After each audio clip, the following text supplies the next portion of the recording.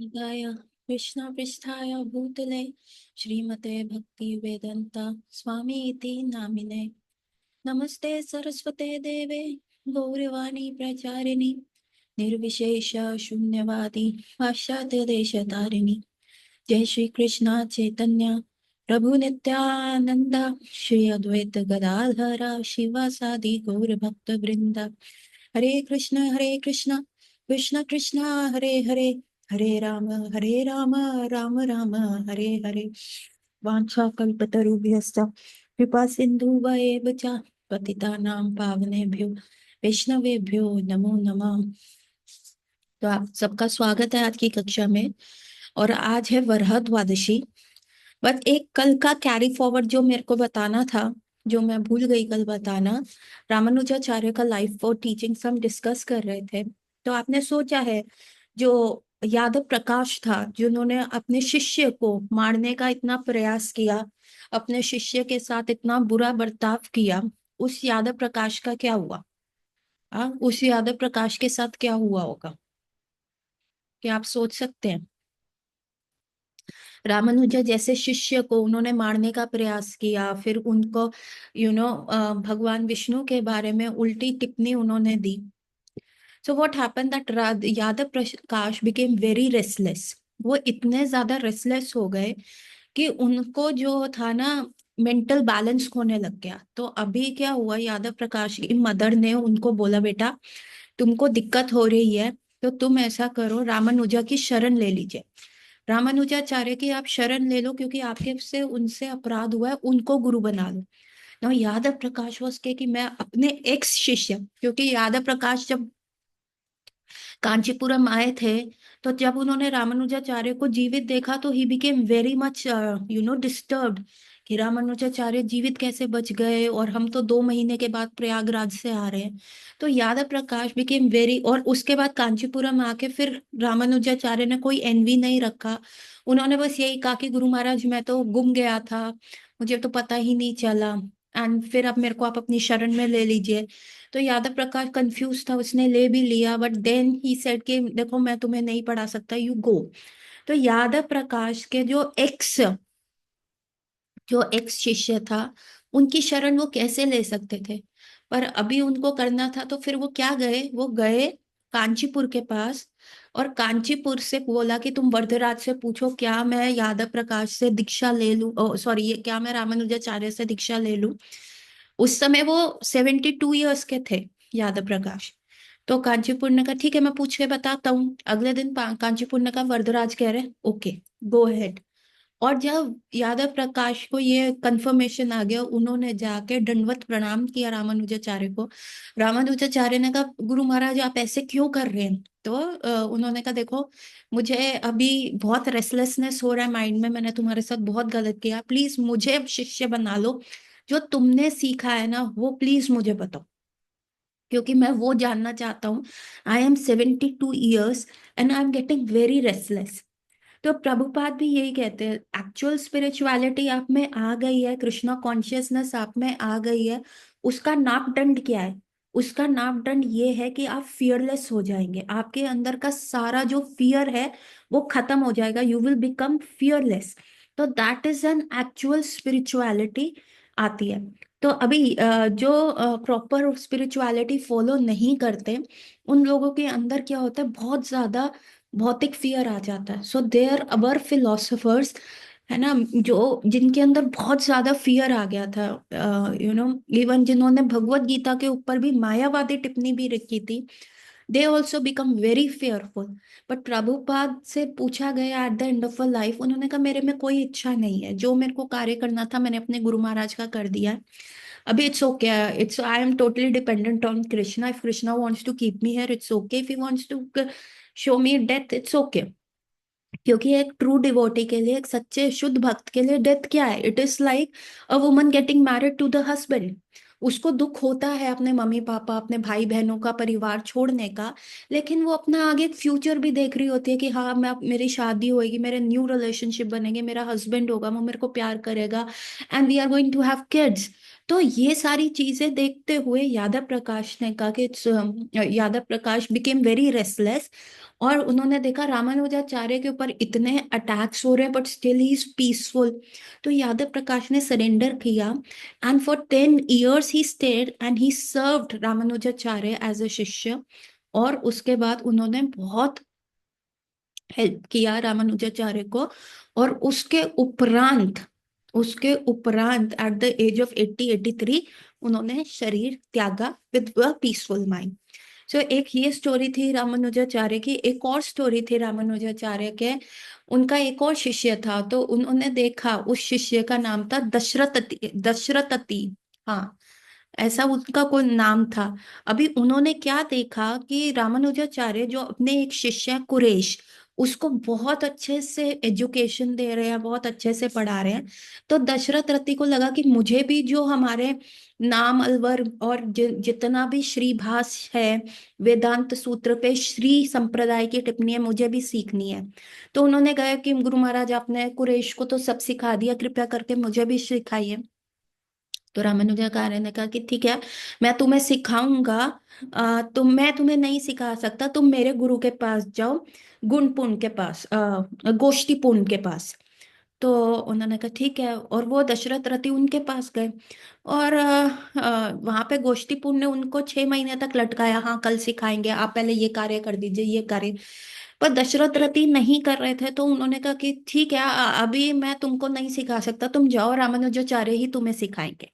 तो 6 महीने वहां कार्य करने के बाद फिर वो रामानुजाचार्य के पास आए।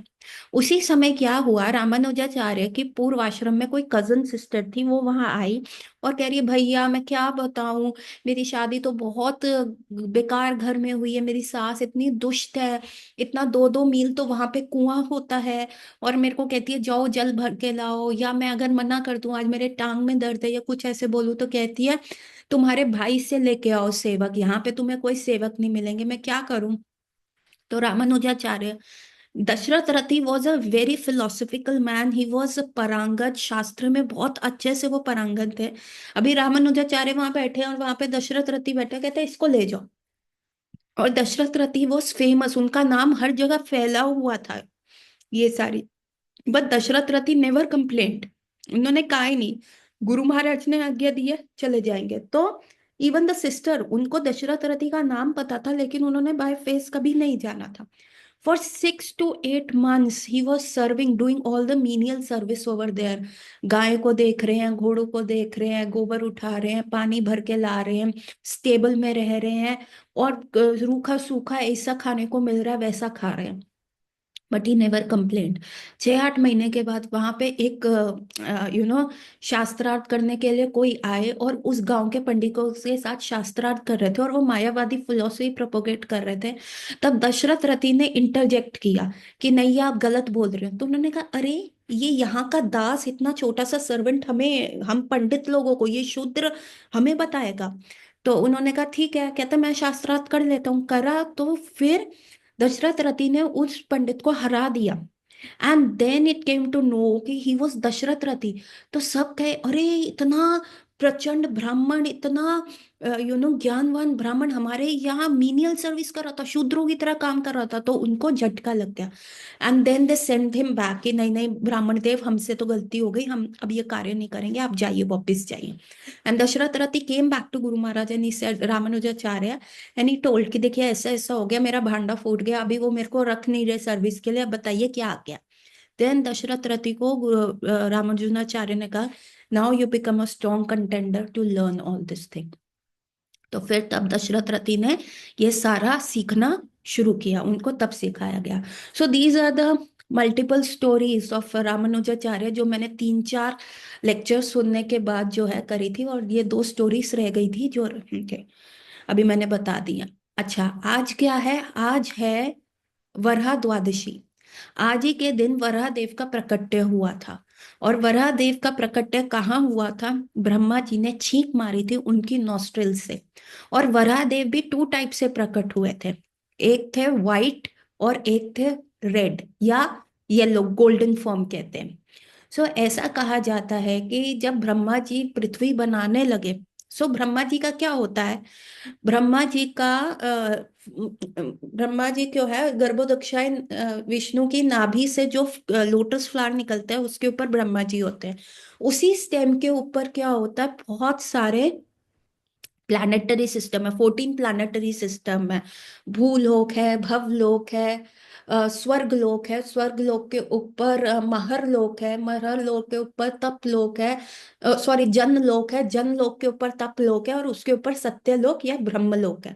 और उनके नीचे जो है 7 प्लैनेटरी सिस्टम है, अटल, वितल, अटल वितल सुतल, तलातल, महातल, रसातल और पताल। ऐसे ये 7 प्लैनेटरी सिस्टम नीचे है और 7 ऊपर है।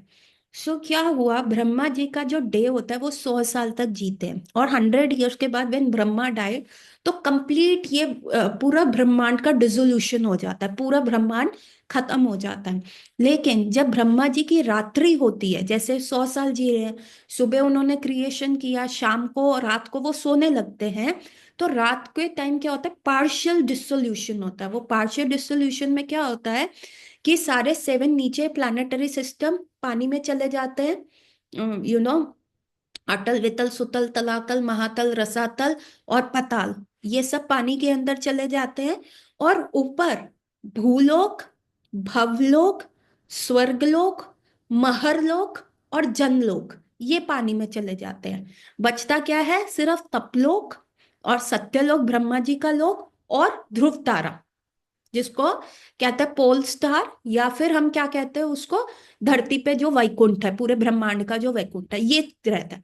तो ब्रह्मा जी जब सोते हैं तो महर जन लोक तक सब पानी में चला जाता है, और जब ब्रह्मा जी उठते हैं तो उसके बाद फिर से वो क्रिएशन करना शुरू करते हैं। So are you getting my point. So जब ब्रह्मा जी ऐसे सोए और अगले दिन जब वो उठे तो उन्होंने कहा चलो अब क्रिएशन करें। पर अभी क्रिएशन किस पे करें, धरती तो पानी के नीचे चली गई है ना।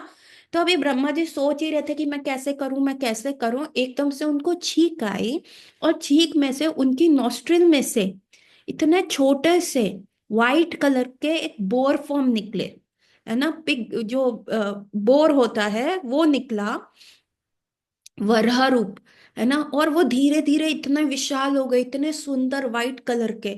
और फिर ब्रह्मा जी सोच रहे हैं कि मैं पृथ्वी को कैसे जल से निकालूं। तो इन्होंने क्या कहा कि ठीक है मैं निकाल देता हूँ। और दैट टाइम उन्होंने पृथ्वी को अपने टस्क के ऊपर, अपने जो दांत हैं उसके ऊपर लाके फिर उसको ऑर्बिटरी पोजीशन में स्थापित किया। So that happened. So that was in one incarnation. जब that was the partial dissolution, उस समय हिरण्याक्ष का कोई रोल नहीं था। ठीक है। अभी क्या हुआ, एक टाइम, एक दिन का और सत्युग आया, ब्रह्मा जी के कभी दूसरा दिन हुआ उसका सत्युग आया। तो ब्रह्मा जी ने कहा चलो मेरे को ना क्रिएशन करना है, मैं क्रिएशन करता हूँ। तो उन्होंने 4 कुमार्स को बुलाया। 4 कुमार्स ने कहा जी sorry father, we are not going to do that, हमसे नहीं होगा, अब किसी और को देख लीजिए। फिर उनको इतना गुस्सा आया कि उनकी आईब्रोज में से रुद्र निकले, और रुद्र इतना तेज रोने लग गए। ब्रह्मा जी ने कहा इससे तो भैया क्रिएशन नहीं कराएंगे, इसको डिस्ट्रक्शन के लिए रख देते। कहते नहीं नहीं तुम उधर चले जाओ। फिर उन्होंने नारद मुनि को किया, नारद मुनि वॉज ऑल्सो नॉट इंटरेस्टेड। अभी ब्रह्मा जी सर को जिलाने लगे कि भैया क्रिएशन करूं तो करूं कैसे। तो फिर उन्होंने भगवान विष्णु से प्रार्थना करी, तो भगवान विष्णु ने कहा भैया तुम ऐसा सिर्फ मेल मेल बना के क्रिएशन थोड़ा ना करोगे, मैन और वुमन बनाओ, इकट्ठे बनाओ। अब तब ब्रह्मा जी के राइट में से निकले मनु महाराज और सत्यरूपा, जो निकली लेफ्ट साइड से। And then they become male and female, उनका शादी हुआ and they started with the creation. ऐसा फिर से क्रिएशन शुरू हुआ। पर अभी उन्होंने कहा पापा हम क्रिएशन करें कहाँ, धरती कहाँ है, वेयर इज द अर्थ। तब ब्रह्मा जी रियलाइज कि अरे 14 प्लैनेटरी सिस्टम में से एक फ्लोर पूरा का पूरा गायब, पूरा अर्थ एक पूरा फ्लोर वहां से गायब हो चुका है, और उनको पता ही नहीं कहाँ पे है वो floor. And then they become very, मतलब सोच रहे हैं सब है, स्वर्ग लोक है, भव लोक है, ऊपर के प्लानिटरी जन लोक है, तप लोक है, नीचे के अटल वितल सुतल सब है, पर अर्थ है ही नहीं। अभी ब्रह्मा जी बहुत चिंता में थे, और चिंता में व्हाट हैपन, शायद उनको एलर्जिक रेनाइटिस हो जाता है, उनको छींकें आनी शुरू हो जाती है। तो क्या हुआ, फिर से ही स्नीज, और उनकी नाक में से ऐसा लगा कि ब्लड गिरा है, एक छोटा सा रेड कलर का ड्रॉपलेट लेगा। लेकिन वो रेड कौन थे, वो रेड ड्रॉपलेट नहीं था। वो बढ़ते बढ़ते बढ़ते बढ़ते एक विशाल सुंदर से वराह रूप आ गए, और इतने बड़े सुंदर वराह आ गए। और उनका, अभी वराह रूप क्यों लिया, वराह रूप क्यों इसलिए लिया कि एक तो सूंघने का पावर, वराह उनमें बहुत स्ट्रांग होता है। हम्म। तो उन्होंने इतनी स्ट्रांगली सूंघा, और उन्होंने कहा ब्रह्मा डोंट वरी, पृथ्वी जो है गर्भोदक्षाय ओशन के एकदम नीचे चली गई है, वो वहां पे है। तो ब्रह्मा जी फिर स्क्रैच करने लग गए कि अब मैं उसको लाऊं तो लाऊं कैसे, कैसे लाऊंगा उस पृथ्वी को मैं ऊपर दोबारा से। तो उन्होंने कहा nothing worry, I will go, मैं लेके आता हूँ। और वराह जो थे पहले ऊपर गए, बहुत ऊपर गए, ऐसा लग रहा था, इतना विशाल काया उनका रूप था, इतने सुंदर। अभी भगवान कैसे भी आते हैं तो वो इतना मनमोहक वगैरह रूप लेके आते हैं। और वराह देव जो इतना ऊंचा ऊंचा ऊंचा चले गए एकदम आसमान में, एंड देन ही डाइड, क्योंकि उनको नीचे जाना था, ओशियन में जाना था। तो छोटा सा वो करते तो थोड़ा सा ही डिस्टेंस कवर करते तो ओशियन उनको ऊपर पुल कर लेता। लेकिन अपना इनर्शिया, अपना पावर बढ़ाने के लिए वो इतना ऊपर गए, ऐसा लगा उस समय कि उन्होंने सारा आकाश का जो है ना सीना फाड़ दिया। इस प्रकार से वो ऊपर गए, और वहां से इतना स्ट्रांग जंप करा उन्होंने ओशियन में।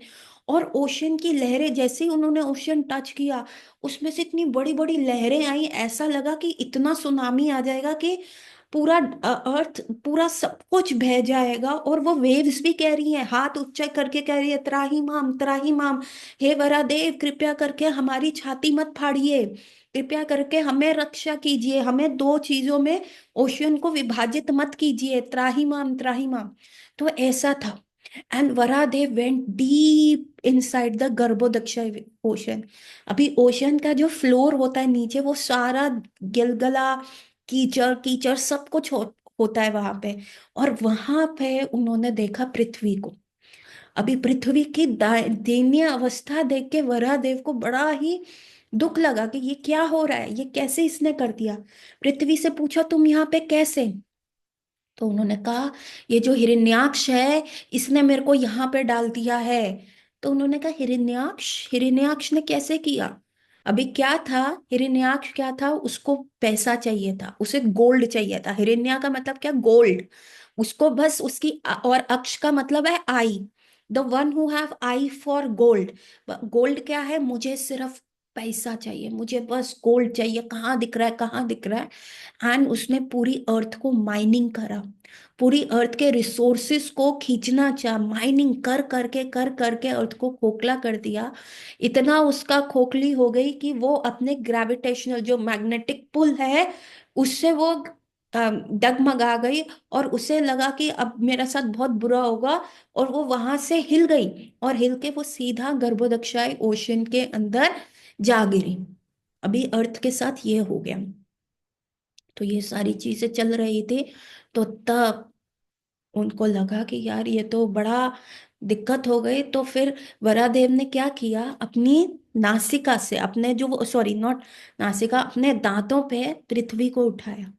और पृथ्वी ऐसी लग रही थी, है ना, पृथ्वी कितनी सुंदर लगती है, आप ऊपर से देखते हैं कितना, यू नो, एस्ट्रोन जो भी ऊपर जाता है, क्या कहते हैं उनको, एस्ट्रोनमर्स, हाँ, वो उन्होंने जब पिक्चर्स भेजी हैं तो अर्थ कितना ब्यूटीफुल लगता है। लेकिन वराह देव की जब वो नासिका पे टिकी पृथ्वी, हाँ, नासिका पे टूथ के ऊपर वो ऐसे करके आ गई थी, और वो नासिका और टूथ के ऊपर टिकी हुई पृथ्वी कैसी लग रही थी, एज इफ वो इतने सुंदर वराह देव के ऊपर कलंक की तरह, ब्लैक कलंक की तरह लग रही थी। वरादेव इतने सुंदर थे, और उन्होंने पृथ्वी ऊपर ले जाने लगे। अभी ये देख के हिरण्याक्ष जो था वो पागल हो गया। हिरण्याक्ष को इतना गुस्सा आने लगा कि ये कैसे लेके जा रहे हैं, ये कौन है, ये ओशियन में मेरे को क्यों डिस्टर्ब कर रहा है। अभी हिरण्याक्ष के साथ क्या था, उसके अंदर बहुत पावर थी, और उसके हाथ में खुजली होती रहती थी कि मैं किसी से लड़ाई करूं, मैं किससे लड़ाई करूं, मुझे लड़ना है, मुझे लड़ना है। क्योंकि मेरे ब्रदर ने ब्रह्मा जी से वर पाड़ के तो स्वर्ग भी ले लिया है, धरती भी ले ली, सब कुछ ले लिया है। अभी मैं किससे लड़ाई करूं, मुझे भी लड़ाई करनी है। तो वो जो है ना हिरण्याक्ष वरुण देव के पास गया, वरुण देव के पास मेस लेके गया, गदा बना के लेके गया, कहता है मेरे साथ फाइट करो, मैं अपने ही पावर का गदा आपके लिए भी लेके आया हूँ, कोई डिस्टर्ब नहीं है, आप कोई भी पिक कर लेना। तो वरुण देव ने कहा अरे देखो भाई, मैं I have become very old now, मैं बहुत बूढ़ा हो गया हूँ, मेरे से लड़के तुमको क्या होगा, मैं तो हार ही जाऊंगा। तो कहते हैं नहीं नहीं आप फाइट करो, कहते हैं नहीं नहीं आई विल टेल यू, मैं आपको बताऊंगा आप किससे लड़ाई करो, I will tell you a strong contender, जो जिसके साथ आप फाइट करोगे तो तब आपको मजा आएगा। कहते हैं अच्छा मेरे को बताओ। कहते हैं अभी ही जाओ, वो जाओ आप जहाँ ओशियन में रहते हो वो वहीं पे है, और वहीं पे पृथ्वी को वो ऊपर लेके जा रहे हैं, वराह अवतार में आए हैं, आप जाइए उनसे लड़ाई कीजिए। अभी हिरण्याक्ष फटाफट भागे भागे आए और उन्होंने देखा कि अरे सच में यहाँ पे एक रक्त वराह के रूप में पृथ्वी को ऊपर लेके जा रहे हैं। अबे हिरण्याक्ष तो ही स्टार्टेड हर्लिंग अब्यूजेस, वो वरादेव को इतनी गालियां देने लग गया, बहुत गंदी गंदी गालियां देने लगा। अभी वरादेव वॉज लिसनिंग ऑल, एक टाइम पे उनका मुख नीचे हो गया। क्यों? क्योंकि अरे वो हम सब क्या है, हम भगवान के बच्चे ही तो हैं, हम भगवान से उत्पन्न ही तो हुए हैं, और यदि कोई बच्चा अपने फादर को ऐसा गाली दे तो फादर का एक टाइम पे तो उसका दिल फट जाएगा ना कि हाय, मैंने कैसा बच्चा पैदा कर दिया, इसको मैंने क्या संस्कार दिया, ये देखो ये मेरे को ही ऐसे क्यों बोल रहा है। तो Varadev was feeling very bad. But अभी क्या है, a gentleman never speaks in front of a woman. तो उनको पता अभी यहाँ पृथ्वी देवी है ना, अभी इसको मैं कुछ भी बोलूंगा, थप्पड़ वप्पड़ लगाऊंगा या कुछ भी ऐसा करूंगा तो फिर क्या होगा, Prithvi Devi will feel a little embarrass, Prithvi Devi को लगेगा क्या हो गया।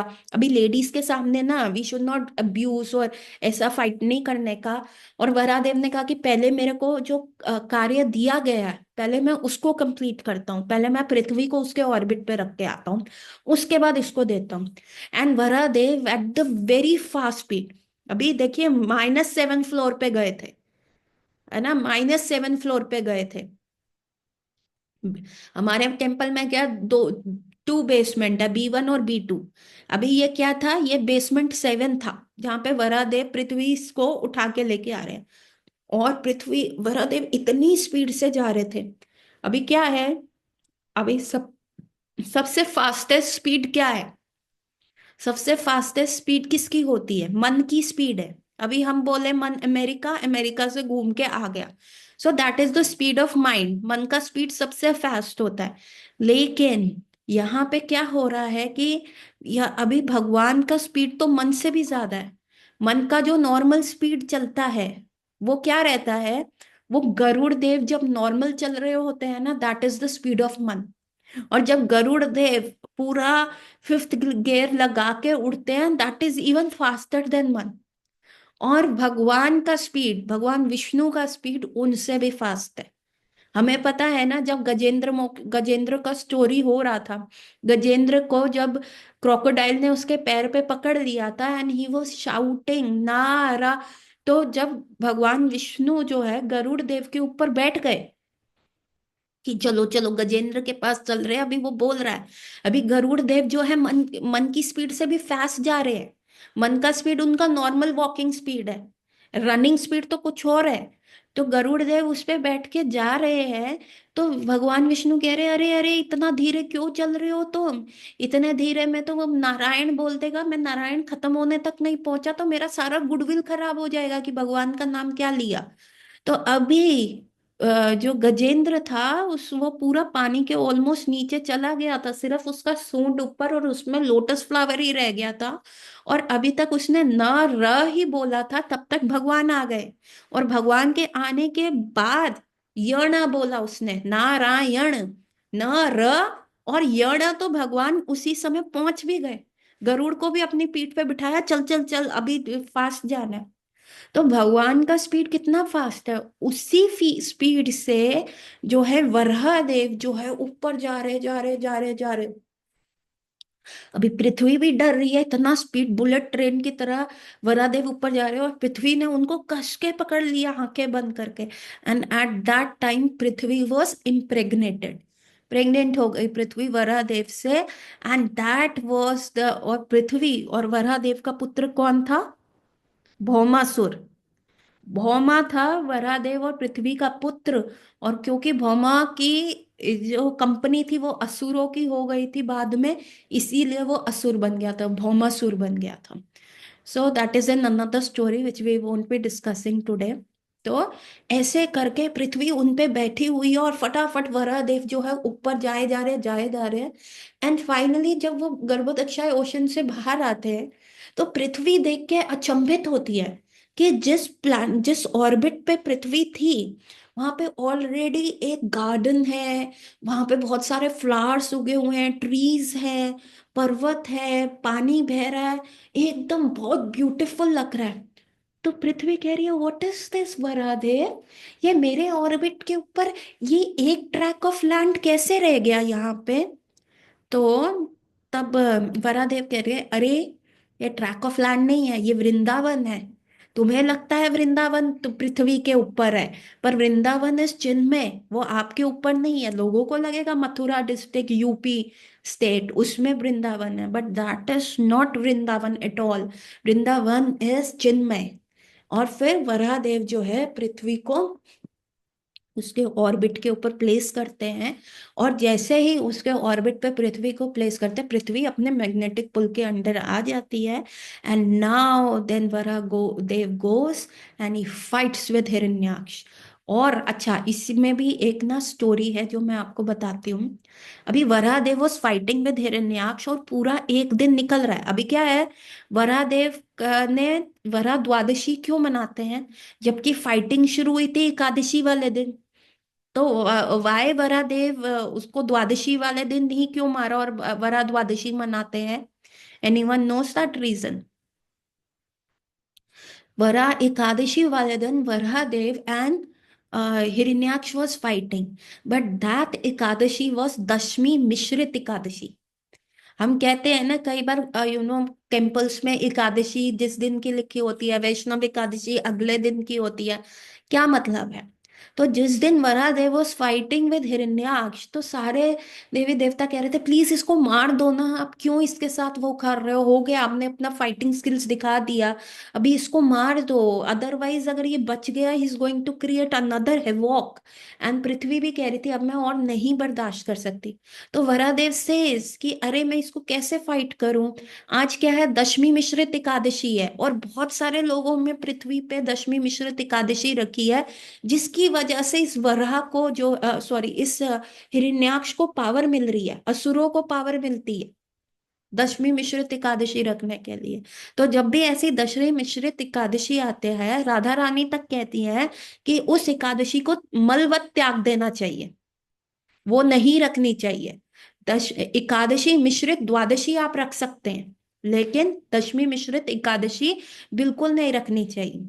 जब ऐसा रखा जाता है तो हमारे अंदर की आसुरिक, see Ekadashi always give power, will always give you the power. लेकिन जब दशमी मिश्रित एकादशी ऐसी रखी जाए तो वो आपके अंदर की जो दोष, उन उन उन चीजों को बढ़ाता है that one don't want to cultivate, आसुरिक क्वालिटीज को। So therefore Varadev was saying कि अरे नहीं नहीं इसको नहीं मार पा रहा, क्योंकि बहुत सारे लोगों ने दशमी मिश्रित एकादशी रखी है और इसको इसका बल मिल रहा है। So on the day of Dwadashi, Vara Dwadashi, Varadev killed Hiranyaksha. And then सारे लोगों ने कहा ब्रावो ब्रावो ब्रावो, और हिरण्याक्ष खत्म हुआ, जो टेरर था वो खत्म हुआ। ठीक है। अभी जब वराहदेव और हिरण्याक्ष का फाइटिंग चल रहा था, तो वराहदेव ने एक टाइट स्लैप दिया था हिरण्याक्ष के मुंह पे, इतना तेज था कि हिरण्याक्ष का एक कुंडल जो था उसने जो कान में पहना हुआ था वो सुतल लोक में जाके गिर गया। अभी उस सुतल लोक में क्या हुआ, बाद में कौन रहते थे? बाद में बलि महाराज उस सुतल लोक में रहे और उनके जो पहरेदार थे वामन देव बने। That is another story. तो रावण जब अलायंसेस बना रहा था त्रेता युग में, उसने कहा मेरा बलि भी तो असुर राज है, मैं जाके उनसे अलायंस बनाता हूँ राम के अगेंस्ट। तो वो सुतल लोग गए, सुतल लोग में बलि से मिले और उन्होंने कहा अरे आप अपने अपने भाई बंधुओं की हेल्प कीजिए, we are fighting against Ram, तो आप उनकी हमारी हेल्प कीजिए ना, कीजिए ना। तो बलि ने कहा ठीक है मैं तुम्हारी हेल्प करूंगा, पर तुम एक काम करोगे, मेरे को तुमको एक गिफ्ट देने का है। तो रावण ने कहा हाँ बिल्कुल दीजिए। तो उन्होंने कहा कि वो देख रहे हो वो क्या है। अभी रावण ने देखा कि इतना बड़ा माउंटेन ऑफ गोल्ड वो है। तो बलि ने कहा आप इसको ले जाओ। रावण ने कहा सच्ची। अभी रावण क्या था, इंद्र तृप्ति, लंका क्या थी, सोने की लंका थी। And Ravan was also like gold gold gold gold चाहिए। अभी रावण गया, उसको उठाने लगा, वो उठे ही ना, उठे ही ना। एंड फाइनली रावण आके क्या, आपने देखो क्या बोल दिया, वो मुझसे उठ ही नहीं रहा। कहते हे रावण, तुमने अभी क्या करा था, पर्वत उठाया था जहाँ पे शिव जी थे, है ना, हिमालय पर्वत उठा लिया था शिव पार्वती को अपने सर पे, तब तुम्हें वरदान मिला था। तुम्हें पता है ये क्या है। रावण ने कहा क्या है। कहते हैं ये तुम्हारे पूर्व जन्म में तुम हिरण्याक्ष थे, और तुमने ये कुंडल था तुम्हारे कान का जो तुमने कान में पहना हुआ था, और तुमको उसी विष्णु के पार्शियल अवतार, पार्शियल इनकारनेशन, पार्शियल पोटेंसी में भगवान वराह रूप में आए थे, अपनी फुल पावर में भी नहीं आए थे। वो पार्शियल पावर में वो वराह देव के फॉर्म में आए, और उन्होंने तुमको चांटा लगाया था, तुम्हें बाद में मार भी दिया था। तो जब चांटा लगाया था तो ये तुम्हारा कुंडल यहाँ पे गिर गया, अभी तुम वो कुंडल नहीं उठा सकते। अभी वो परम पुरुषोत्तम राम फुल फॉर्म में आया, फुल पावर में आया, तो तुमको लगता है तुम वो कुंडल नहीं उठा सकते जब तुम उतने पावरफुल थे, और तब भी तुमको मार दिया गया था भगवान की पार्शियल इनकारनेशन में। अभी तुम पूरा उस कुंडल को नहीं उठा सकते, और भगवान फुल पावर में आए हैं, फुल पोटेंसी में आए हैं, क्या तुम उनको हरा पाओगे। तो तुम ये त्याग दो, सीता को, राम को वापस कर दो। सो दैट इज वन स्टोरी। एक और स्टोरी है वरादेव की। सो कृष्णा जो थे ना, कई बार क्या होते थे, मैया यशोदा उनको नहला धुला के तैयार करके भेजती थी, और बाय द 2-3 घंटे में ना कृष्णा पूरा एकदम कीचड़ से तने हुए आते थे, दरवाजा खटखटाते थे। तो मैया देखती थी अरे ये कीचड़ का गोला अपने आप चल के मेरे द्वार के आगे कैसे आ गया। और तब कृष्णा हंस देते थे, तो उनके वाइट टीथ देख के मैया को पता चलता था कि अरे ये तो मेरा लाला है। तो वो क्या कहती थी मैया, क्या कहती थी मैया, कहती थी अरे कृष्णा, अरे लाला, तू क्या पिछले जन्म में शुकर था क्या, जो तू ऐसा कीचड़ में जाके गंदा होके आ जाता है। तो कृष्ण क्या कहते हैं, अरे मैया आपको कैसे पता कि मैं शुकर ही था, मैं तो सच में, मेरा अवतार हुआ है शुकर अवतार। और मैया क्या करती थी, आधे मग्गे में, आधे एक मग्गा पानी में भगवान को नहला देती थी, पूरा उनको नहला देती थी, ऐसा करती थी। और वही वराह अवतार में जब आए थे भगवान, तो ये पूरे पृथ्वी के जितने भी ओशंस थे, सॉल्ट वाटर ओशन जितना भी, वो भगवान की नाभि को भी आधा फिल नहीं कर पाते थे। भगवान इतने विशाल रूप में आए थे। और वही कृष्ण अवतार में जब आए, तो आधे मग्गे पानी से उनका पूरा शरीर नहा लेते थे। So that is the story of Dwadashi, Vara Dwadashi. Today is a very auspicious day, है ना। एंड वरादेव हिरण्याक्ष क्या रिप्रेजेंट करता है, हिरण्याक्ष का मतलब क्या है, द पीपल विल थिंक कि कश्यप मुनि ने अपने बेटे का ऐसा नाम क्यों रखा, है ना, हिरण्याक्ष जिसकी आंखें गोल्ड गोल्ड ढूंढ रही है, ऐसा मटेरियल नाम क्यों रखा। बेसिकली कश्यप मुनि ने क्या लिखा था कि हिरण्याक्ष नाम लिखा। हिरण्यगर्भा किसको कहा जाता है, हु इज द गोल्ड। हिरण्यगर्भा भगवान विष्णु को कहा जाता है, क्योंकि उन्हीं के गर्भ से ब्रह्मा जी उत्पन्न हुए हैं। तो बेसिकली कश्यप मुनि ने लिखा था, और अक्ष का मतलब क्या, आईज। उन्होंने अपने बेटे का नाम हिरण्याक्ष ऐसे रखा था कि जिसकी आंखें केवल और केवल भगवान विष्णु को ढूंढे, ऐसा पुत्र हो। लेकिन उसने क्या किया, गोल्ड की तरफ, ठीक है। और हिरण्यकशिपु भी उसी फॉर्म में रखा था, हिरण्या मतलब गोल्ड, और कशिपु मीन्स बेड। तो उन्होंने ऐसा लिखा था कि हिरण्यकशिपु वो ऐसे गोल्डन फॉर्म जो स्नेक बेड के ऊपर लाई करते हैं, मेरा बच्चा उनका डिवोटी बने। जैसे हमें कह देते हैं ना, तुम्हारा नाम आज से कृष्ण दास, माधव दास, और क्या करते हैं लोग, दास हटा देते हैं और अपने आप को स्वयं ही माधव बना लेते हैं, स्वयं ही कृष्ण बन के गोपियां फंसा लेते हैं। तो बेसिकली हम क्या है, दास है। Everything is for the enjoyment of Krishna. तो कश्यप मुनि ने नाम हिरण्याक्ष लिखा कि जिनकी आइज हमेशा भगवान विष्णु को देखते रहे, और हिरण्यकशिपु लिखा कि वो हिरण्यगर्भा, वो विष्णु जो ऐसे स्नेक बेड के ऊपर लाए करे, मेरा बेटा उनका सेवा करे, हिरण्यकशिपु। पर उसने क्या किया, हिरण्य मतलब गोल्ड भी मेरा, और कशपु मतलब बेड भी मेरा। बेड पे क्या होता है, I fulfil my lusty desire, sexual desires, सोता रहूं और सोना लेता रहूं। So this is the story of Lord Varra. Please join the next link, for we will be starting about Nityanand Prabhu, the story about life of Nityanand Prabhu. Please join the next link. Hare Krishna.